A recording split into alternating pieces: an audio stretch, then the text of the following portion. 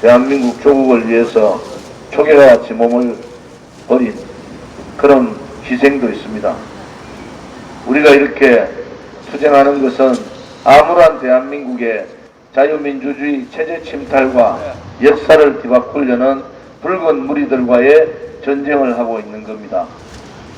특히 2017년 3월 10일 날 박근혜 대통령에 대한 불법 거짓 탄핵, 촛불 쿠데타에 의한 권력 찬탈에 그 악몽 같은 현실이 언론과 방송, 심지어 보수 정치인들까지도 그 불법 거짓을 묻어버리려고 했습니다. 그날 함께 묻혀버린 명백한 사실이 바로 그날 돌아가신 경찰의 공권력에 의해서 살인을 당하신 5분의 애국 열사들입니다. 우리는 많은 것을 바라지 않습니다. 세월호와 같이 큰 보상도 바라는 것이 없어요. 백주대낮에 5분이 억울하게 경찰에 의해서 돌아가셨으면은 누군가는 진상규명을 하고 누군가는 책임자 처벌을 해야 되고 그분들에 대한 무언가 한을 풀어주는 것이 우리가 지금 살아있는 대한민국의 진실과 정의가 있다고 할 수 있지 않습니까? 그러면은 그분들은 저항하지 않고 돌멩이 하나 들지 않고 쇠파이프 하나 들지 않고 오로지 태극기만 들고 박근혜 대통령의 탄핵은 무효라고 외치는 그 하나의 사건으로 무참하게 돌아가셨습니다. 그분들에 대한 진상규명과 책임자 처벌만이 대한민국의 진실과 정의가 살아있는 나라고 그래도 조금이나마 희망이 있는 나라다 이렇게 볼 수가 있습니다. 앞으로 만약에 어떠한 공권력이나 어떠한 희생이 있을 때 3월 10일에 진상규명을 하지 않고 어떻게 대한민국의 진상규명이라는 얘기를 할 수 있겠습니까? 그래서 우리는 진실투쟁을 하고 있고 정의의 의로운 투쟁을 하고 있는 겁니다. 그런데 책임자 처벌에 가장 책임이 큰 박원순 시장에 의한 어제 용역 깡패들입니다. 그들은 온몸에 문신을 하고 있었고 그들의 내뱉는 말들은 일반 사회 통념상 들어보지 말을 했고 그들이 휘두르는 폭력은 일반 사회인들이 하는 폭력이 아니었습니다. 속속들이 동영상과 사진을 통해서 밝혀지고 있습니다. 그러한 용역 깡패, 정치 깡패가 사라진 지가 40년 됐습니다. 이러한 용역 깡패들이 2019년 대한민국 수도 서울에서 그것도 박원순의 개돼지와 같은 그런 짓들을 하고 있습니다. 용서할 수가 없습니다. 어제 38분의 우리 애국 동지들께서 부상을 당했고 또 개인적으로 그 부상당했지만 119에 실려가지 않고 개인 병원에 가서 진단서를 떼온 분도 여러 분 계십니다. 결국 쓰레기 같은 언론 방송들은 또 거짓말을 합니다. 우리가 폭력을 휘두르다고 합니다. 동영상이 버젓이 있고 그들이 버젓이 와서 취재를 했음에도 불구하고 우리가 폭력을 휘두르다는 그런 거짓말들을 입에 침을 떠 마르고 합니다. 또 하나는 우리는 여기서 식사를 하지 않습니까? 김치도 있고 음식물이 있어요. 용역 깡패들이 그것을 발로 다 차버리고 그러니까 냄새가 날 수밖에 없잖아요. 여러분 보십시오. 이렇게 깨끗하게 정리를 하고 계속 이렇게 유지해 왔습니다. 이 텐트에는 술 한 잔도 먹는 분은 텐트에 들어오질 못합니다. 그런데도 음주가 난무하고 오물투성이다 그런 거짓말들을 하는 것이 언론입니까? 오늘 3.10 진상투쟁위원회 조사위원회에서 어제 일어났던 용역 깡패들 또 경찰들의 폭거 서울시 공무원들의 폭압 이러한 동영상과 사진들을 다 모으겠습니다. 각 유튜브 대표님들과 각 사진을 찍었던 많은 분들은 자료 제공을 해주시고 진단서와 함께 그러한 폭력을 휘두른 개인한테 경찰 고발, 검찰 고발을 하겠습니다. 이것은 서울시 박원순의 문재인과 동시에 개인의 양심의 문제입니다. 돈 몇십만 원에 그렇게 어른들을 내팽개치고 그렇게 폭력을 할 수는 없습니다. 또 어르신 한 분은 지금 행방불명되셨어요. 용역 깡패들에 의해서 잡혀가신 어르신의 연락이 안 됩니다. 이분도 경찰에다가 이분에 대한 신변 확보 상황들을 저희들이 조사 의뢰하겠습니다. 오늘 중으로 모든 진단서를 취합해서 박원순 시장, 담당 공무원, 또 용역업체 대표, 용역업체의 폭력을 휘두른 증거 사진을 가지고 검찰에 고발 조치하겠습니다. 많은 자료들이 여러분들이 준비를 해 주셔야 됩니다. 오늘이 48일차 우리 애국투쟁 날입니다. 박근혜 대통령께서 불법 탄핵되시고 옥중투쟁 818일차 되는 날이기도 합니다.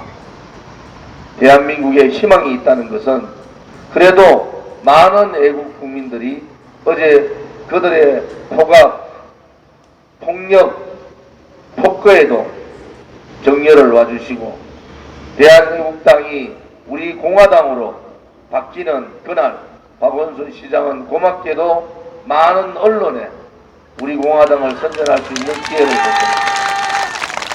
우리들에게 크리스마스 트리와 같은 저 수십 개의 화환도 나무 화환을 주셔서 대단히 감사합니다.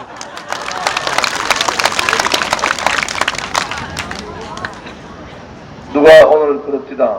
한 100억 정도의 우리 공화당 개명과 동시에 당명 개정과 개명과 동시에 100억 정도의 홍보를 했다 이렇게 봅니다. 그 정도 되면 땡큐 아닙니까?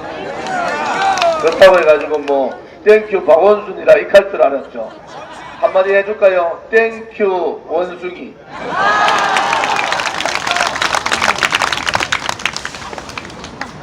우리 공화당은 대한애국당 창당부터 한 번도 말한 것을 어긴 적이 없고 그것을 비켜가지 않았습니다. 정정당당하게 비겁하지 않고 용기를 가지고 투쟁을 할 때는 투쟁하고 싸울 때는 싸우고 또 여러분과 대화를 할 때는 대화를 하는 겁니다. 어제 많은 분들이 느끼셨을 거예요. 어제 페넷마이크도 오고 또 그 조갑재 선생 TV에서도 나오고 뭐 다 나오셨더라고요. 신의 한수만 안 나왔대. 그런데 우리 공화당은 이름과 같이 우리 전체 하나의 우파는 하나의 공동체다 이런 생각을 갖고 있습니다. 우리 공화당이 앞으로 어떤 역할을 할지 여러분들이 아실 겁니다. 우파의 확장성을 통해서 21대 총선에서 이 간악한 붉은 문재인 정권을 무력화시키는 것이 대한애국당 우리 공화당의 목표입니다, 여러분. 지금 대한민국이 정상적이라고 생각하는 사람 그분들은 비정상적인 거예요. 대한민국의 경제가 다 무너지고 60조 가까이 돈을 일자리에 퍼붓는데 일자리는 뒷걸음질 치고 있습니다. 2.9% 성장하던 성장률이 2.1% 이제 올해 말 되면은 1%대로 떨어집니다. 경제를 박근혜 대통령이 살린 경제 제가 말씀드리잖아요. 박근혜 대통령 취임할 때 미국의 경제가 어렵고 일본이 20년 불황에서 겨우 눈 뜰 때 세계 경제가 떠벌걸 얼어붙었을 때 박근혜 대통령 3년 반 동안 대한민국 경제를 틀을 만드는 거예요. 박근혜 대통령이 살린 경제를 이 문재인 좌파 독재 정권 와가지고 2년 만에 완전히 무너뜨렸습니다. 소비, 투자, 그죠? 주식, 부동산, 외환, 수출, 모든 것이 빨간불이 다 켜졌습니다. 문재인 정권 더 가지고 가면은 대한민국 경제는 제2의 IMF를 맞을 수밖에 없지 않겠습니까? 일자리 60조 일자리 돈 퍼붓고 98,000명 늘었어요. 박근혜 대통령 때 2조 돈 퍼붓고 65만 명 늘었습니다. 도대체 이 인간들이 돈을 벌어봤어야죠. 주사파들이. 나무 돈 뜯을 줄 알았지. 지손으로 돈을 안 벌어보니까 10조, 20조, 30조가 지주머니에 공깃돌인 줄 알아요. 그냥 막 갖다 붓습니다. 여러분, 문재인 정권 끌어내리지 않으면은 대한민국은 회생불능의 경제공황이 오는 겁니다. 이제 우리가 제2의 IMF가 터지면은 누가 도와주겠습니까? 미국이 도와주겠어요? 일본이 도와주겠어요? 유럽이 도와주겠습니까? 저거 경제도 허덕거리는 중국이 도와주겠습니까? 외교적으로 완전히 왕따가 돼버렸는데 그냥 IMF 터지면은 그래 너가 잘하다가 IMF부터 너희끼리 잘 놀아봐라 그렇게 되는 거 아니겠습니까?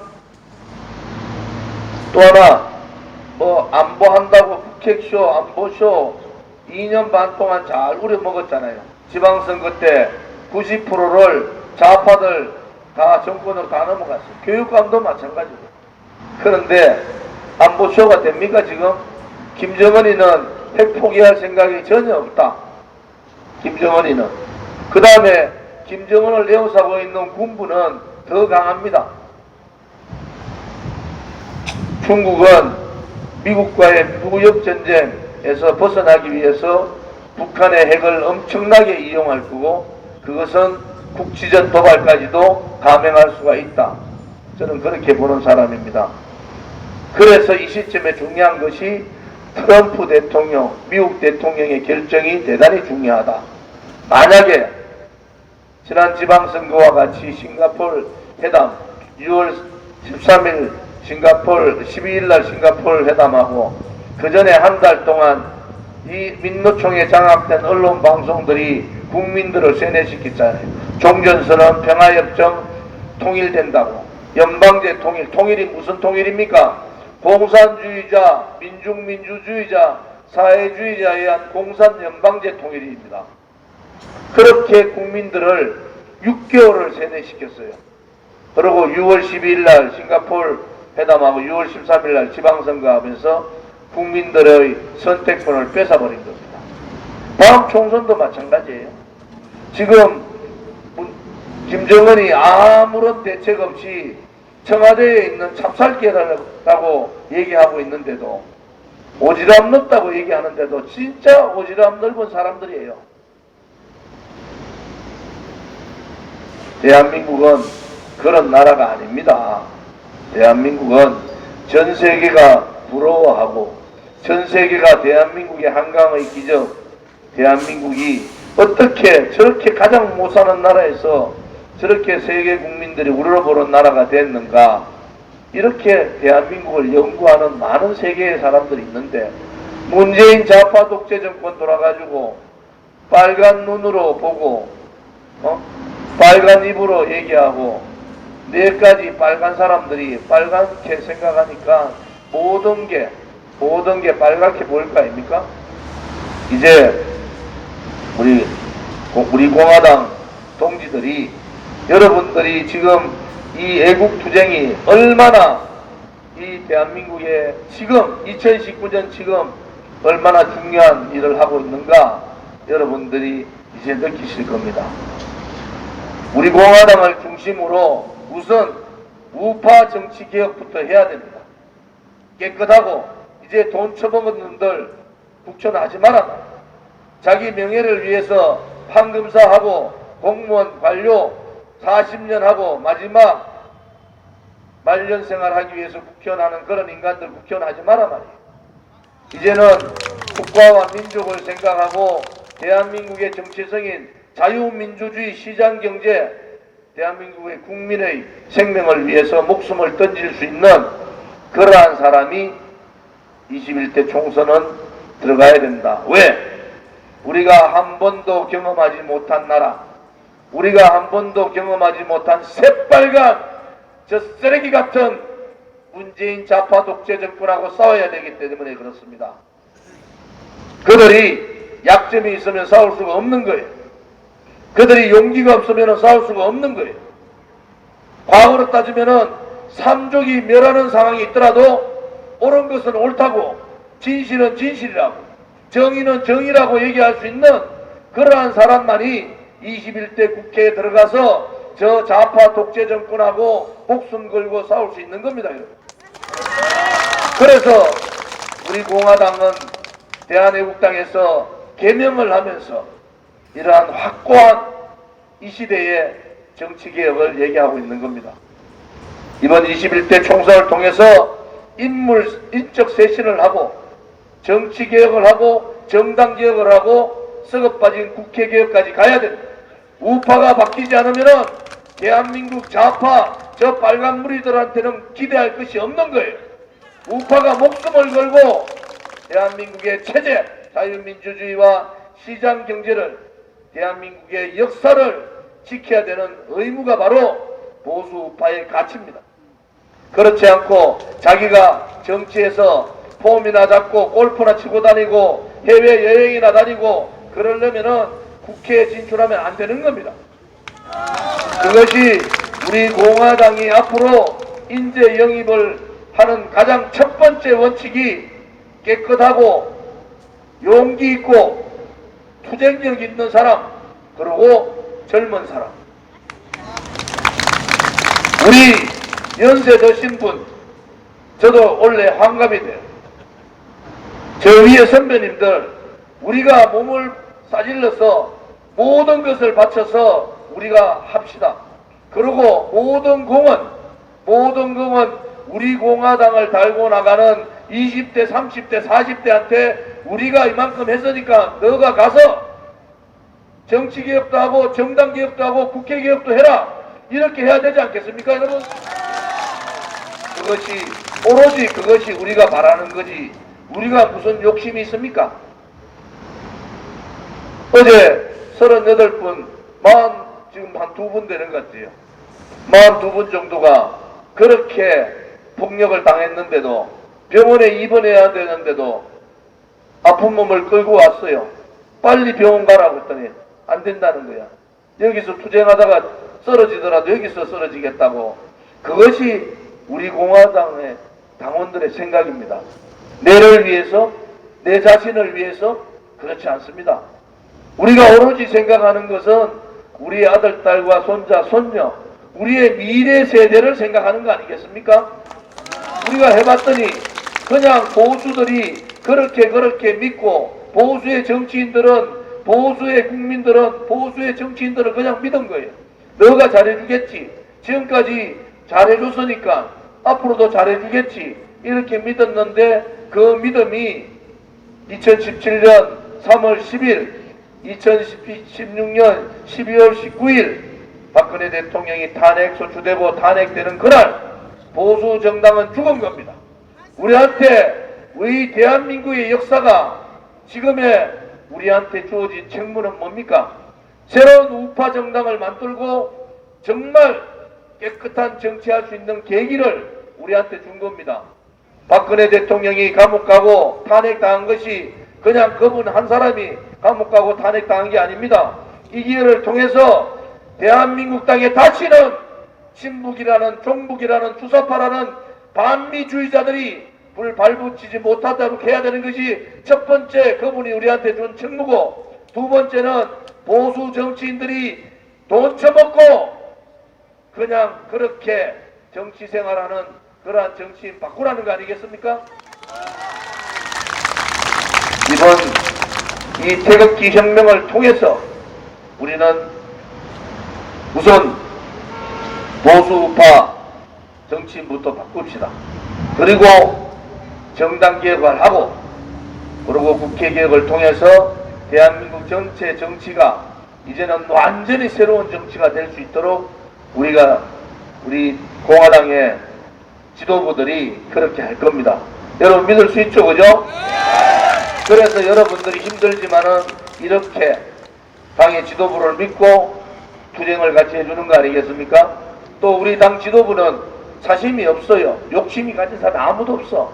그러니까 당 지도부도 우리 당원 동지들을 믿고 용기를 얻어가지고 이렇게 목숨 걸고 앞장서고 있으니까 동지들 힘내시고 우리가 반드시 이긴다는 신념을 가지고 다 함께 투쟁하자! 감사합니다.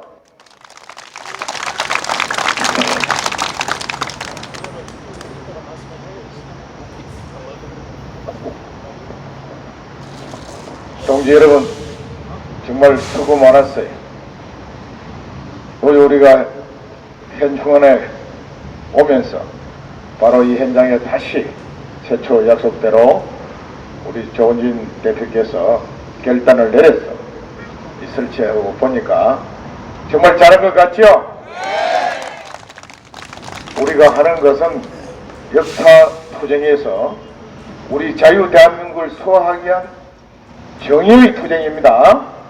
바로 우리 자신을 위한 투쟁이고 우리 아들, 딸들의 자유와 행복을 위한 투쟁입니다.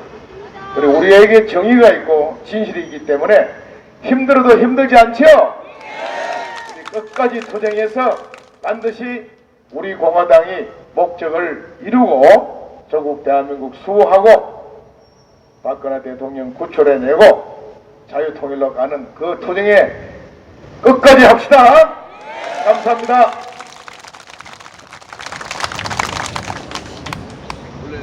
원래 아침 조회 할 때는 이게 뭐 국민체조 이런 거 해야 되는 거 아닌가?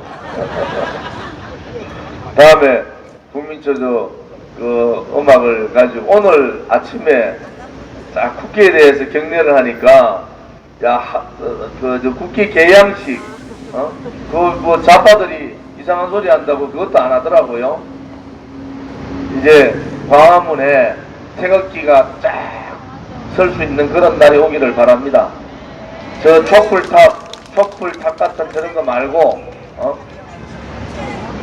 대한민국의 가장 멋있는 남자 여자 군인 두 사람이 국기를 들고 개항을 하면서 국민들이 태극기를 보고 눈물을 흘리는 그러한 대한민국 우리가 다시 만들어야 되지 않겠습니까? 제가 몇 가지 좀 말씀을 올리면은 원칙을 좀 정해야 될 것 같고 오늘 지도부 회의에서 원칙을 정했는데요.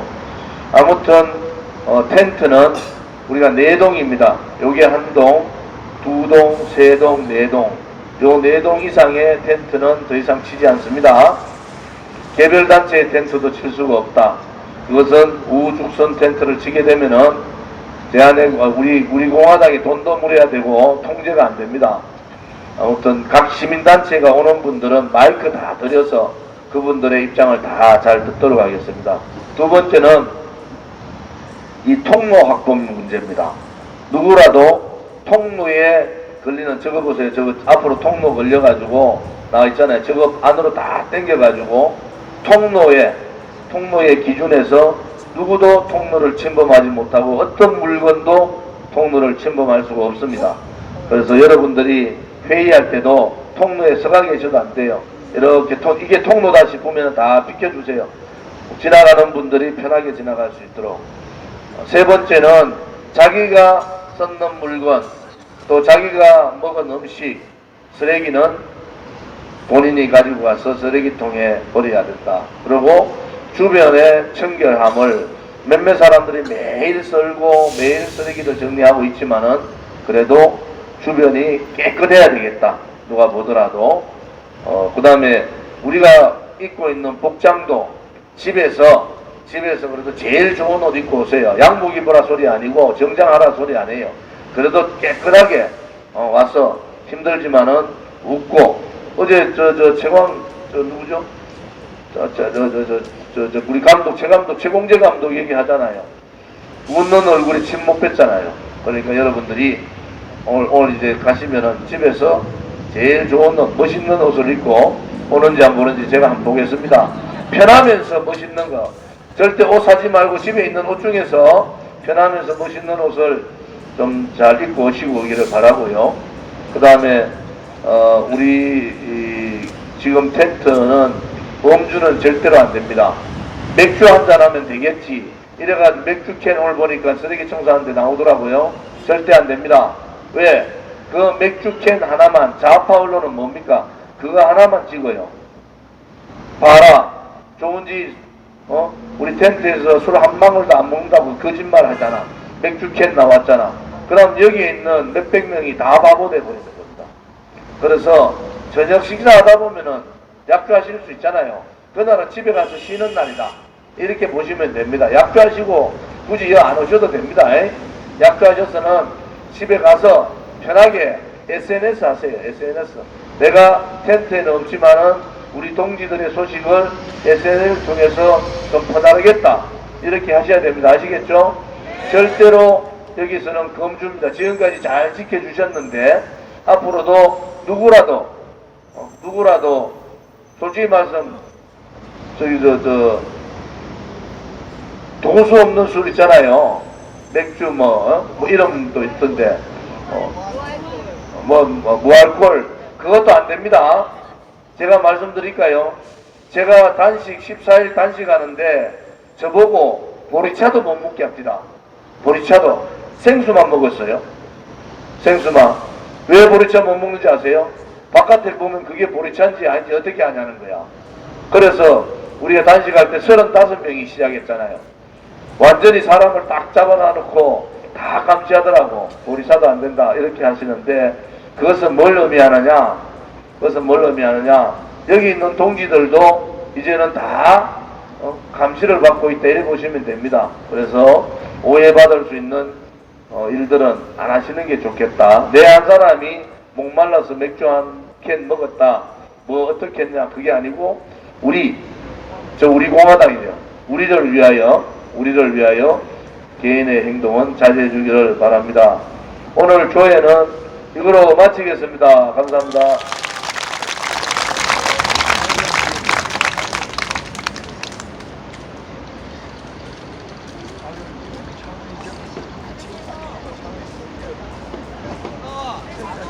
혹시 식사 못 하신 분은 밥이 조금 더 온다고 그러니까 조금 이따 가셔서 식사를 하시면 됩니다. 좀 다음 일정 또 10시에 저희들 최고위원회 연석회 있으니까 그때까지 편안하게 담수하시면서 되시면 공부 드리겠습니다. 고맙습니다.